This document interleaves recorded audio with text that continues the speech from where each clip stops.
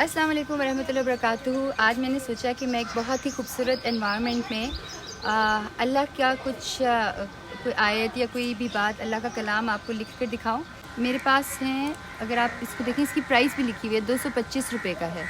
सो इस तरह के अगर कट निप वाले आपको ब्रशेज़ मिलें जो कि बिल्कुल फ्लैट हों, तो ये बेसिकली ईजी रहते हैं स्केचिंग के लिए। सो एक दफ़ा फिर आप ब्रश गौर से देख लें। And now I will tell you कि हाउ टू यूज़ देम।